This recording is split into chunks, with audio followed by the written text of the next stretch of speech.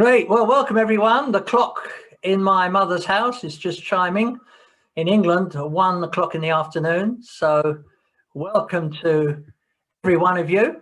And I'm looking forward to today sharing with you a continuation of what we started last Sunday on Zoom, or if you listened by catch up later to the recording on YouTube.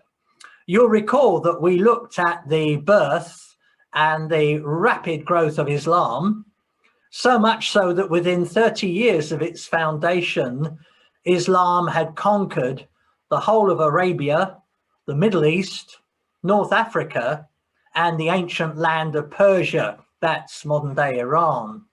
And it already had its eyes set on Europe as it spread quickly throughout much of the then known world. On the other hand, at the same time, we saw that because of division, nominalism, and carnality, the then established church rapidly shrunk and withdrew to becoming a mainly European religion.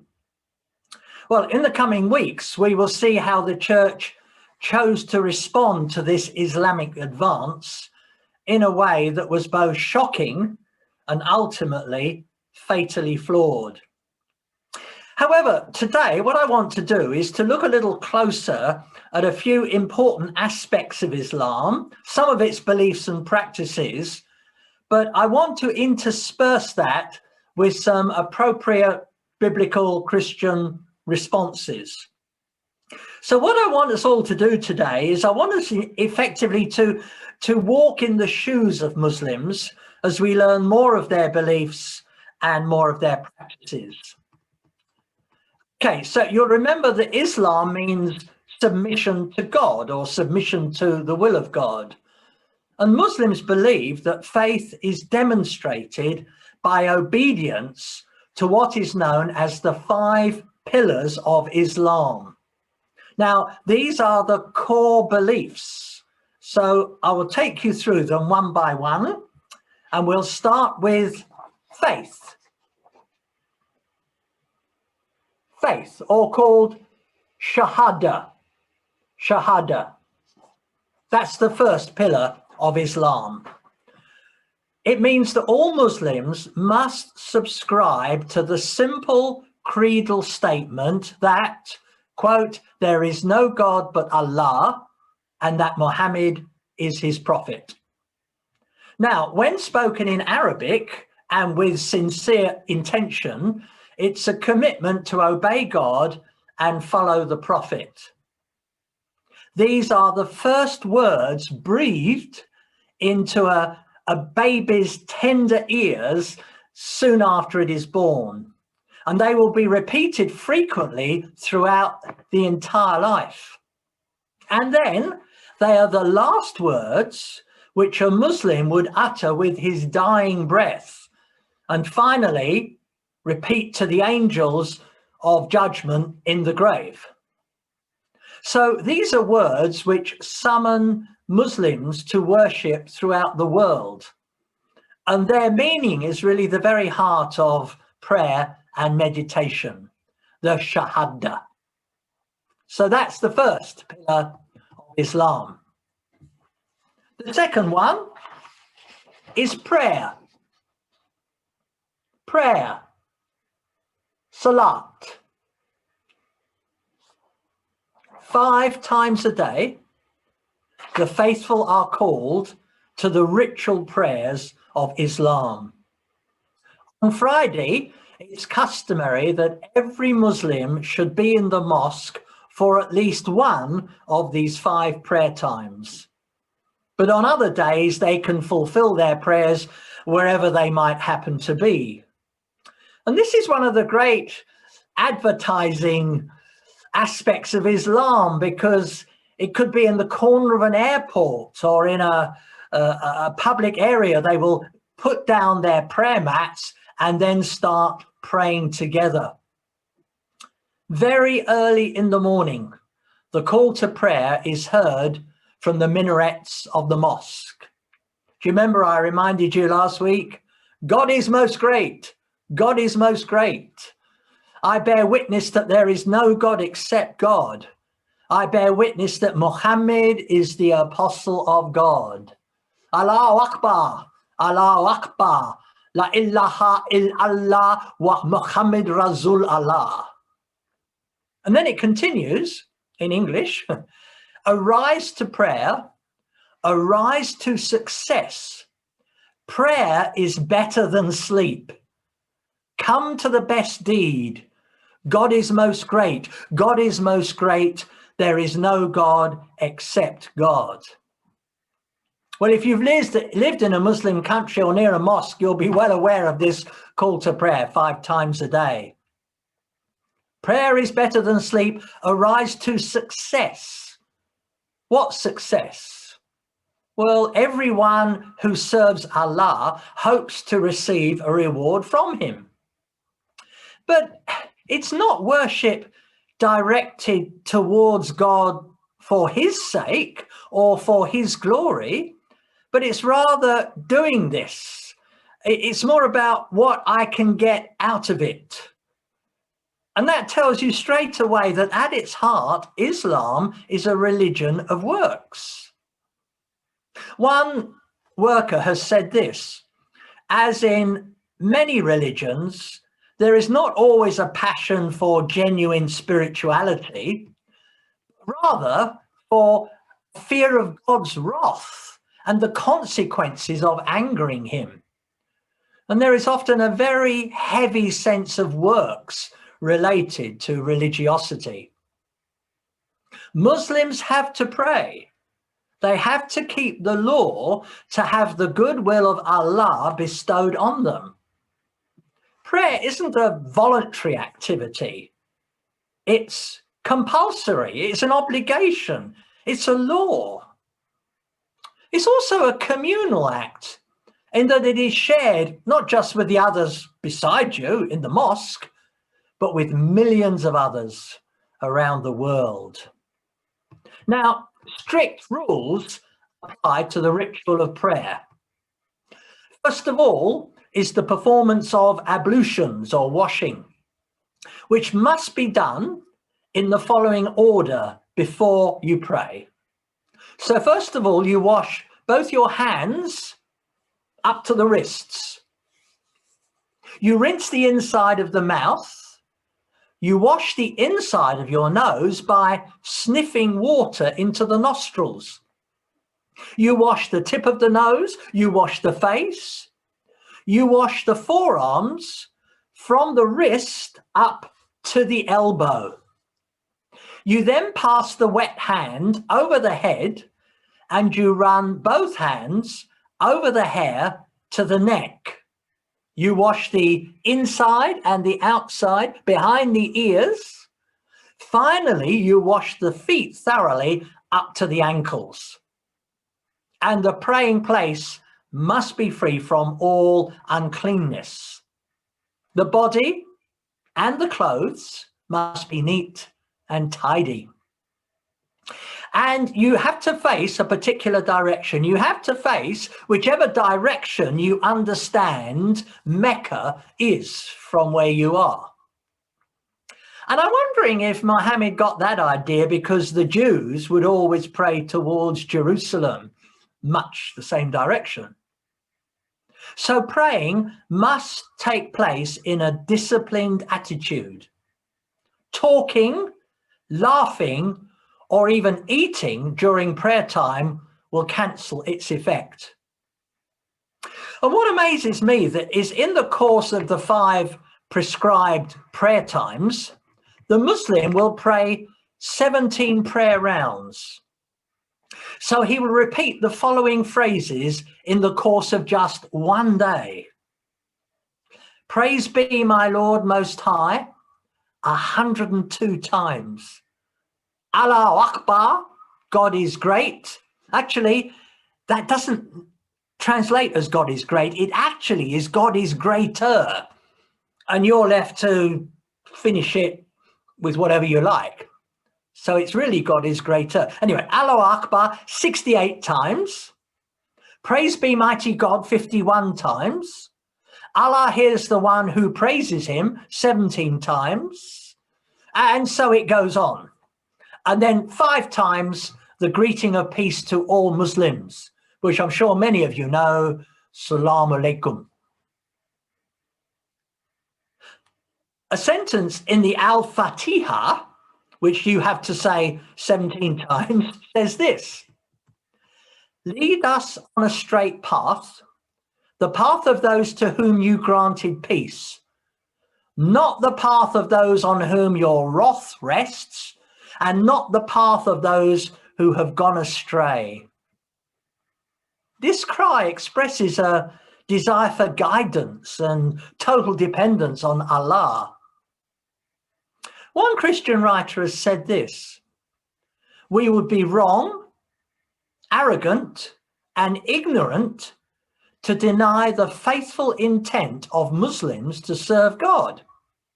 Their discipline, their seriousness, their consistency in praying can be an example to many of us. I think the truth is, when you hear at about 5 o'clock in the morning, rise to pray, while the Muslims, or some of them, are going out to pray, the rest of the Christians just turn over in bed and carry on sleeping. The final act of prayer is when you prostrate yourself on the ground. You've probably seen this scene of hundreds of Muslims where they are bending down, kneeling down, their forehead actually touching the ground as submission to the majesty of Allah. They will do that twice in every prayer round, making a total, apparently, of 34 prostrations each day, every day. If we wish to understand Islam better, we really need to ponder the ritualistic prayers of the Muslim. We need to try to enter sympathetically into their hearts and minds, especially the Muslim at prayer. And it's better, instead of looking on as critical spectators, a better response is to try to appreciate what they're doing and what they're saying when they pray. The third pillar of Islam is zakat. Zakat. This is the giving of alms. Modern Muslims describe this as the pillar of social action. The law of Islam lays down strict and detailed regulations regarding the giving of alms to the poor, to the needy, to the debtor, to the wayfarer, and to the prisoner. Contemporary practice simplifies the matter to an annual rate of 2 to 2.5% of your cash balance. And it's interesting to note that alms are given according to a man's capital, not just his income. And it's seen as a mercy to the giver as much as to the recipient. And it's also seen by some as a means to atone for sins. As Muhammad was an orphan from a poor family, it's perhaps not surprising that the care of the poor played a prominent part in his teaching. Number 4. Psalm. Psalm. The fast. Through the entire month of Ramadan each year, all Muslims must refrain from allowing anything to pass the throat during the hours of daylight. So before dawn and after sundown, the Muslims may eat and drink until their hearts are content. But through the long hours of the day, the Muslim may neither eat, nor drink, nor smoke, nor have sexual relations with his or her marital partner, seeking only the pleasure of Allah. It's a sort of annual training program for Muslims to help sharpen their obedience and dedication. And in a hot climate, such self-discipline is costly. Even chewing gum and swallowing one's own spittle is prohibited. Now, there are a few exceptions to this rule, such as for pregnant women, but it does mean that social behavior of the whole community has to change for a month. The pace of life slows down, and there is a period of time for reflection. It's a time when the solidarity of the community is expressed. Muhammad is reported to have said that of all the duties of worship, Psalm, that's the fast, is the most loved by Allah, since it is seen only by him. Now, during the month of Ramadan, there are 2 days that have particular significance. First is towards the end of the month, is the night of power, Laylat al-Qadr, when Muslims commemorate the descent of the Quran from heaven and the beginning of Muhammad's ministry. And it's a time when people particularly are seeking Allah in dreams and visions. And wonderfully, it's been a time when God has unexpectedly revealed himself to them, leading many of them to a faith and trust in the Lord Jesus himself. The other night of particular significance is at the end of the fast, Eid al-Fitr. That's a night of celebration and the giving of special alms. They express gratitude to Allah for helping them to keep the fast, and give presents to children to make the occasion lively and special. It should be mentioned that wealthier Muslims may travel to another non-Muslim country during this time to escape these rigors. I always remember a friend of mine who was based in Geneva. He would have a monthly open-air meeting.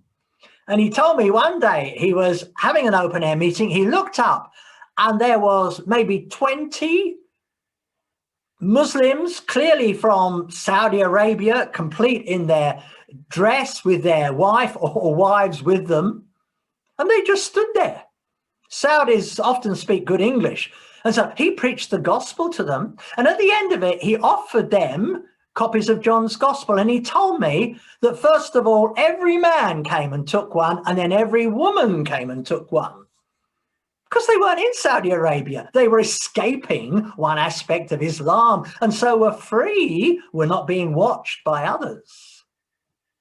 However, in the Muslim world, for Christian ministry, the month of Ramadan can be a particularly difficult time because the community tends to be more closed and sometimes even more hostile to attempts to share the gospel. Listen to this testimony of one Arabic-speaking Christian who works in the Middle East. He wrote, "The month of Ramadan has just finished. I'm having first-class contact with Islam and its practices. The legalism, salvation by works, and hypocrisy is just killing me. Being invited to so many dinners, I eat so much during this month, but also suffer so much spiritually. I find myself completely helpless, being evangelized rather than evangelizing. It is a faith so rooted in the hearts of the people. Anything else contradicting their book is considered false." Not an easy time at all. That leads us to the final, the fifth of the 5 pillars of Islam. And here we are. I hope I'm holding that in a way so you can see it. Faith, shahada, prayer, salat, alms, zakat, fast, Psalm, and finally, the pilgrimage, Hajj. Sorry, could you hold the board in the middle? Thanks. Sure. Is that better?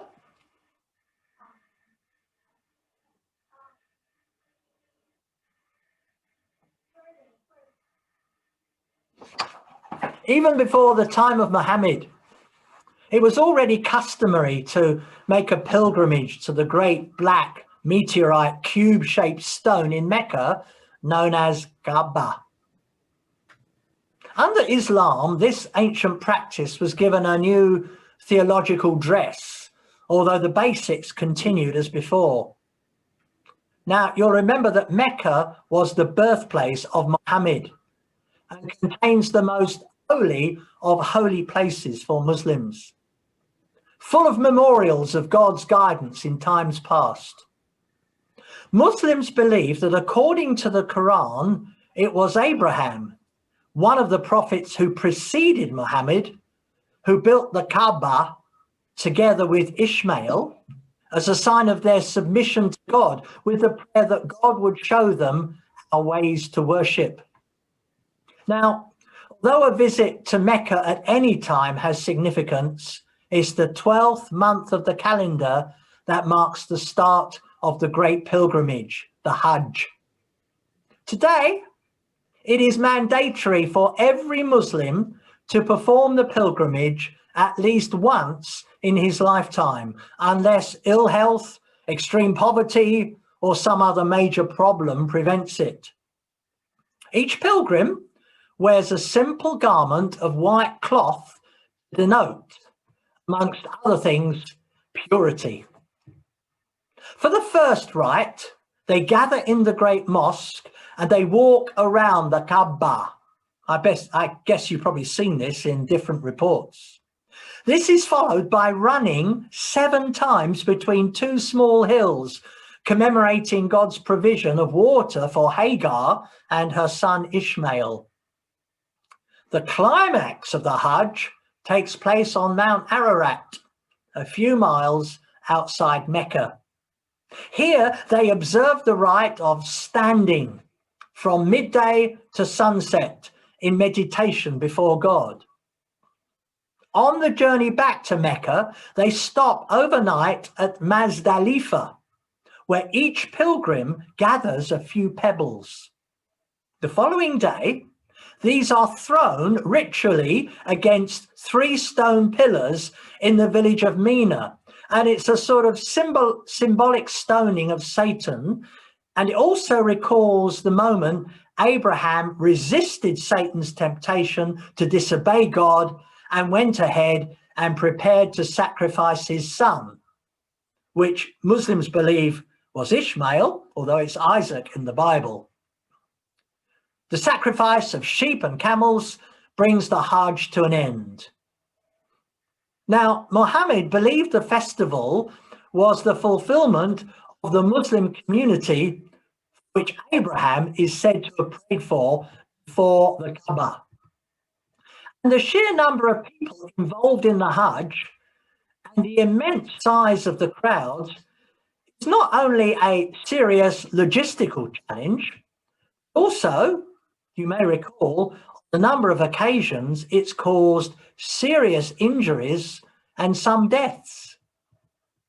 I recall an Arab leader in Saudi Arabia being interviewed about this after one such time when a whole lot of the Muslims got trapped in a tunnel and many of them died. And he was asked to comment about it. I've never forgotten his words. He said almost implacably, quote, "It was the indisputable will of Allah." No compassion? But then this is a byproduct of the Arabic concept of maktub, what we would probably call fatalism. It means God wills it, or such is my lot, or it has been decided upon. So there we are. The 5 pillars of Islam.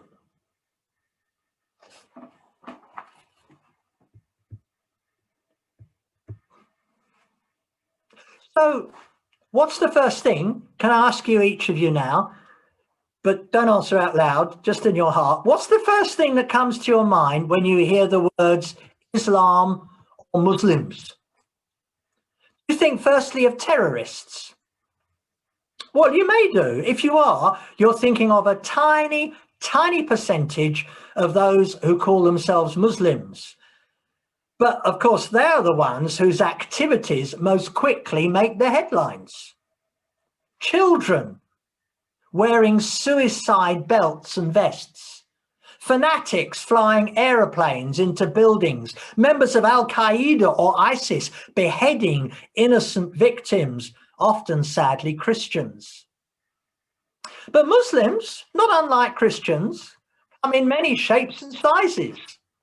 There are secular Muslims, there are intellectual Muslims, there are, of course, committed Muslims, there are philosophical Muslims, there are unbelieving Muslims.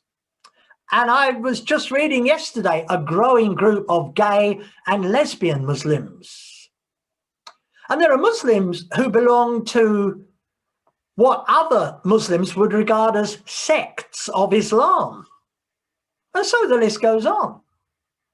There are, of course, secret Christians amongst them. They're secret because they fear the consequences if their conversion was discovered. And then there are those Christians who still call themselves Muslim, because they say, if Muslim means to be submitted to the will of God, then I am now truly in submission to the will of God.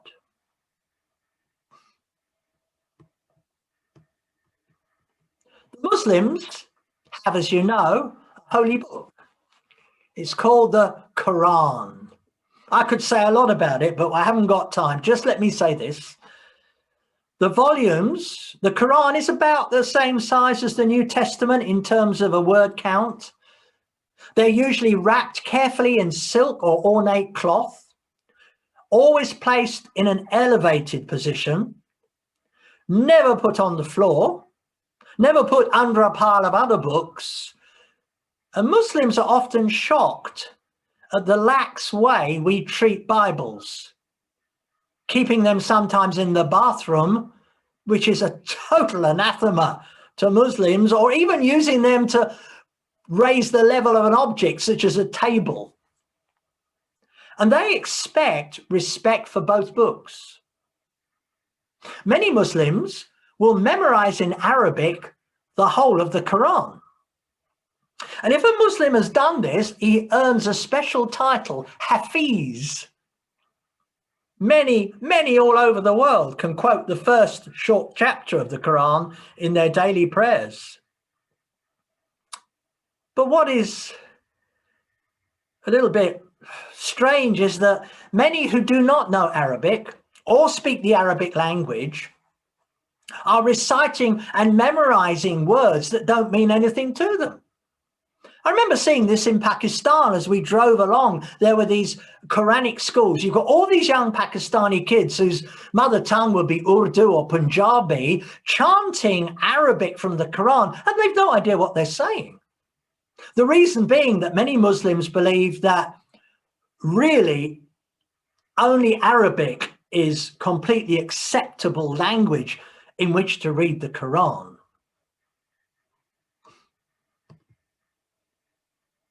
So as we come to an end today, I just want to say something about reaching Muslims.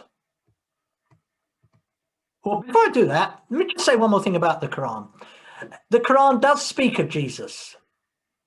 It speaks of Jesus as creator, born of a virgin, sinless. I don't think Muhammad is described as sinless. He healed the sick, Messiah, performing miracles, raised to heaven, and coming again. Interestingly, he's even called his word. However, despite that perhaps surprising information, Jesus is still, at the end of the day, just a prophet. We must conclude that while the Quran speaks of Jesus almost 100 times and with great reverence, The Jesus we meet in the Quran is not ultimately the Jesus of the Bible. He's not the Son of God. He's not the Savior. And he didn't die on the cross for the sins of the world. He's just a revered prophet.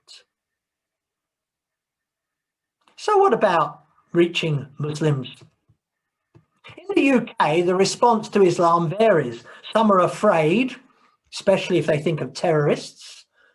They're also concerned at the number of mayors of different cities who are Muslim mayors. Some are ignorant. Some are unhappy with immigration.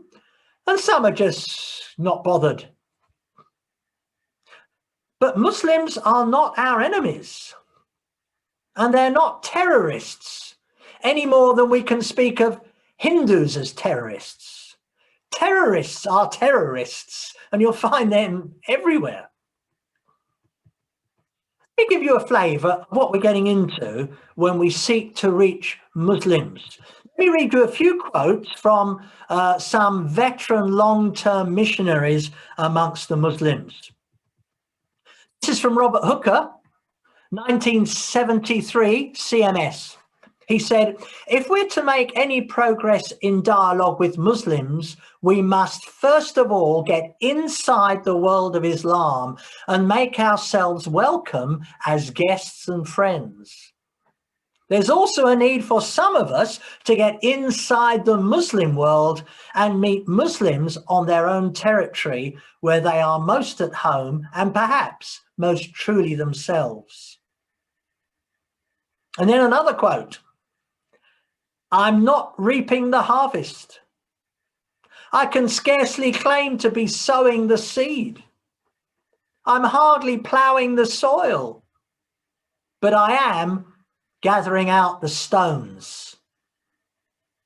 That was said by a missionary in Iran in 1899. His name was Robert Bruce.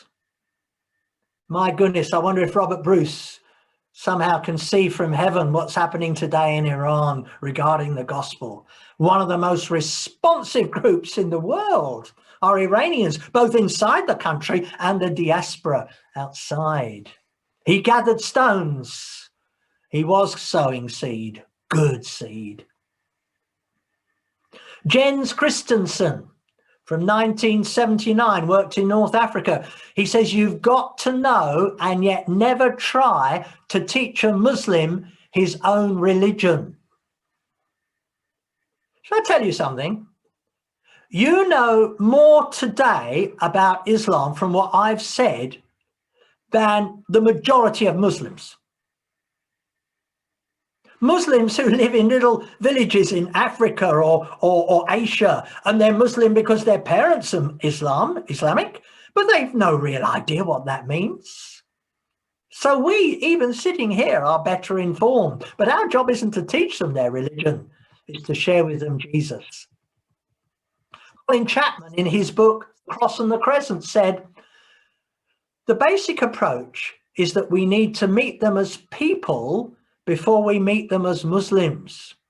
We greet them as individuals with a name before we self-consciously announce we are Christians. Can I just say, I slightly disagree with the last word he uses. I don't think we should ever self-consciously announce ourselves as Christians, because I don't think we should use the word Christian. Those of us who are in OM prefer the phrase, and many others do as well, Jesus followers.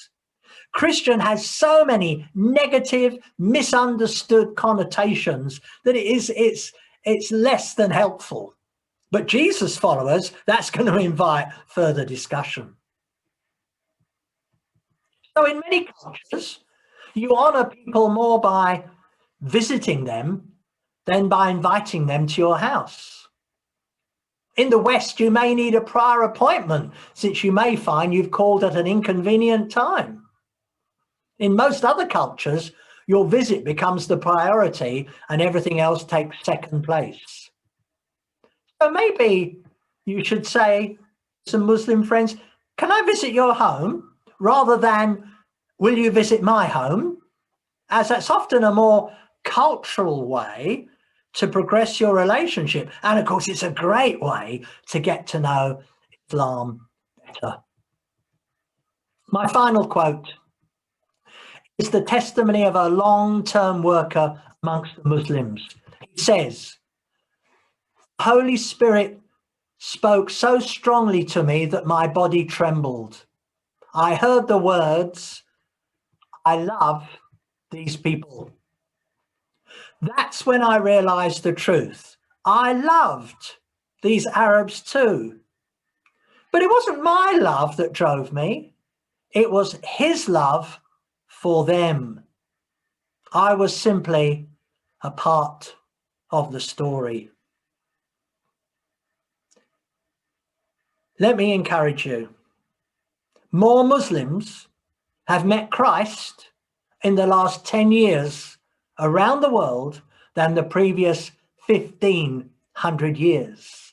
And although it's still a trickle, the trickle is gathering speed in Iran, in Algeria in an incredible way, in Nigeria, even in Indonesia, which is the biggest, most populated Muslim country in the world, and yet the government doesn't actually say what percentage of the population is Christian. It's a lot higher than most people would realize. And of course, now we have Christian radio, television, internet broadcasts, anonymous chat rooms where Muslims can share without being overheard or without being felt threatened. You can have little SIM cards with the Bible on. And so there are more opportunities than ever today for sharing with these people. Thank you. God bless you. Bye. Thank you. God